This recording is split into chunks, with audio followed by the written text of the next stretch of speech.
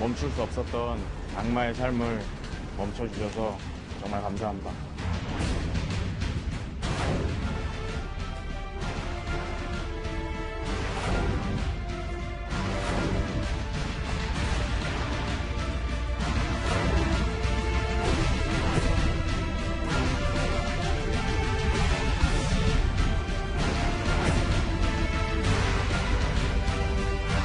특히 이제 민원인 상대하는 분들은 거의 다 이걸 사용한다고 보면 돼요. 주민등록번호, 핸드폰 번호, 주소까지는 기본적으로 알 수 있고요.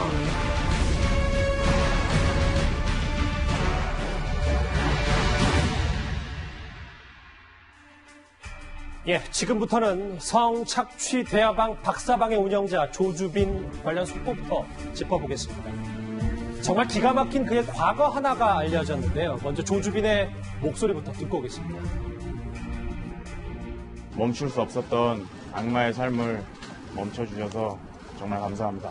미성년자 피해자들 많은데 죄책감 안 느끼시나요? 먼저 오늘 알려진 이 소식부터 좀 알아봐야 될 것 같습니다. 장혜철 변호사님.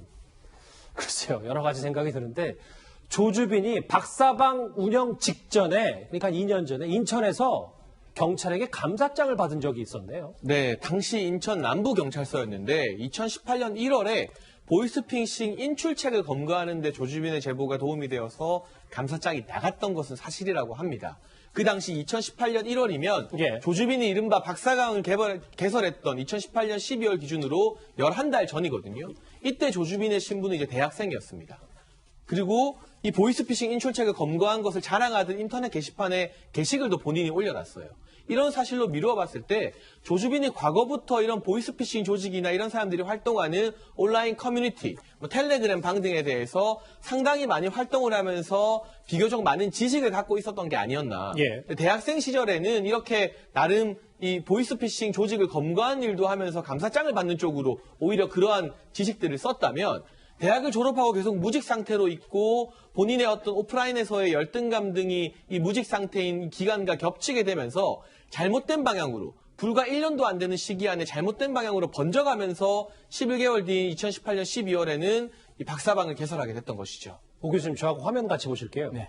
감사장에 규약께서는 평소 경찰에 대한 남다른 관심과 지역사회 발전을 위해 헌신 노력했으며 특히 전화금융사기, 그러니까 보이스피싱 범인 검거에 기여한 공이 크므로 이에 깊은 감사를 드립니다. 2018년 1월 23일 제가 한번 쭉 읽어본 이유는 이거 하고 1년도 안 돼서 박사방 개설하고 운영했으면 조주빈의 심리를 우리가 어떻게 알아봐야 됩니까? 그러니까 이제 조주빈이라고 하는 이 캐릭터 자체가 이 여러 가지를 동시에 할 수 있다라고 하는 거죠. 지금 사실 뭐 이와 유사한 것들은 좀 시간이 지났습니다만은 부산 지역에서 전산과 관련된 전공을 가진 교수가 부산 지역에 있는 그 경찰 전산 그 어떤 범죄 관련 자문위원을 한 적이 있어요. 아내를 살해한 범인으로 나중에 밝혀졌는데 그와 유사한 거죠. 그러니까 지금 이제 그 조주빈 같은 경우는 전공이 정보통신과니까 자기 나름대로 뭔가의 어떤 그 역할을 통해 가지고 경찰에 기여를 했다라고 하는 것이 자기가 직접 올린 글에 의해서 이번에 밝혀지지 않았습니까? 네. 거기에도 뭐라고 얘기했냐면 삶은 업보의 연속이다 이렇게 얘기를 하고 있습니다.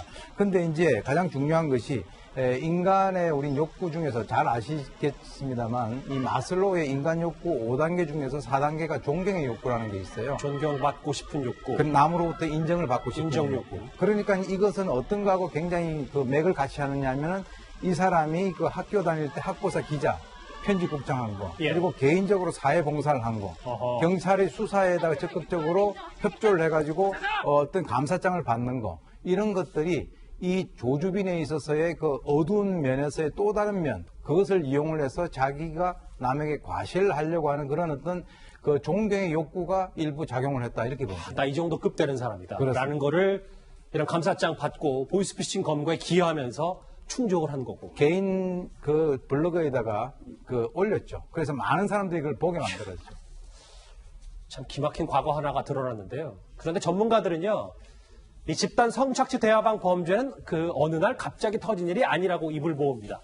조주빈을 도왔던 공범들 역시 치밀하게도 누군가의 신상을 손쉽게 찾아낼 수 있는 위치에 자리하고 있었습니다.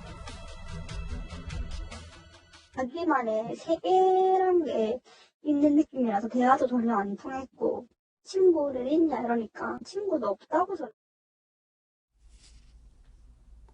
경찰의 감삭장 바지 같았던 조주빈을 도왔던 공범, 일당들이 꽤 많은데, 오 교수님. 특히 피해자 신상 정보를 캐내는데 옆에서 도와주는 인물들의 공이 혁혁했습니다. 그렇습니다. 지금 이제 보게 되면 실제로 그 당시에 지금 제가 볼 때는 조주빈에 있어서의 협박을 할 수 있는 가장 핵심적인 힘의 원천이 있어요. 예. 정보를 불법적으로 뽑아내는 거죠. 만약에 이 정보를 불법적으로 자기 손에 쥐지 못했다면 이 범죄 자체가 성립을 할 수가 없었을 겁니다.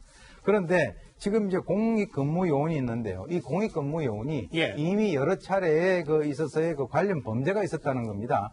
지금 이제 보게 되면은 여아를 갖다가 살해해달라고 청구를 했던 그 공익근무요원이 있는데 그 사람이 사실 이 사람의 신상을 공개해달라고 29일 오후 기준으로 27만 명이 넘었습니다. 하루 만에 20만 명이 넘어버렸는데요. 그러니까 조주빈 도와서 신상 정보 도와준 사람 말하는 거죠. 그렇습니다. 그런데 이제 이 사람이 놀랍게도 이것을 작성한 사람이 바로 강모 씨의 담임 선생님이었어요.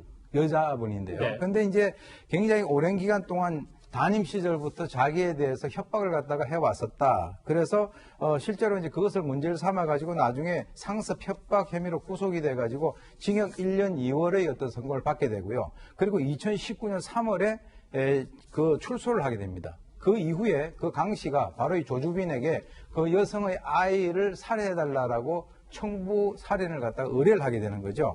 그런데 지금 정말 좀 기가 막힌 것이 이 여성분이 말이죠. 그 선생님이 결혼을 하고 난 뒤에 너무 협박에 시달리니까 출소하기 이틀 전에 이사를 했고 하루 전에 휴대폰 전화번호를 바꿨습니다. 이름까지 바꿨어요. 그랬는데 나중에 한 5개월 정도 딱 지나다 보니까 바로 협박범의 글씨체로 자기하고 자기 딸의 주민등록번호를 적은 것이 바로 우체통에 있었다는 거죠. 그러니까 뭐라고 생각했냐면 이거 둘 중에 한 명은 죽어야 끝이 나겠구나 이렇게 이제 했고요. 그런데 문제는 바로 그 사람이 출소를 하고 난 뒤에 다시 공익근무원으로 복무를 하게 되는데 영통구청에 있는 가정복지과에 바로 보직을 줘가지고 또다시 개인정보 유출과 협박을 갖다가 또 할 수 있는 그런 여건을 만들어준 것이 바로 조주빈하고 연결된 것이죠. 이해가 됐어요. 이렇게 맘만 먹으면 손쉽게 개인정보를 취득할 수 있는 상황. 멍석이 깔린 건데요. 결국 우리 사회에 안일한 대처가 조주빈에게 또 다른 무기를 쥐어준 셈이 됐습니다.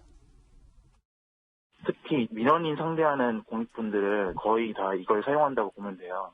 주민등록번호, 핸드폰 번호, 주소까지는 기본적으로 알 수 있고요. 많게는 가족의 신상 정보까지도 알 수 있는 걸로 알고 있습니다. 그래서 저를 비롯해서 일반 시민들 신상 정보 저렇게 쉽게 얻을 수 있는지 저 이번에 처음 알았습니다. 정말 말도 안 되는 일이 벌어졌는데 이 박사방 일당, 조주빈 일당의 또 다른 일탈, 악랄한 범죄 여기 있어요. 오 교수님. 이게 지금 언론을 통해서 계속 공개되는 게 N번방에 이른바 유아방도 있었다는데 식민성이 있는 얘기지. 그럼 그 유아방에서 도대체 어떤 일이 있었는지 이게 좀 궁금하거든요. 정말 충격적인데요. 지금 거기서 나온 여러 가지 어떤 관람자들 중에서 서로 권력 다툼이 있었다는 거죠.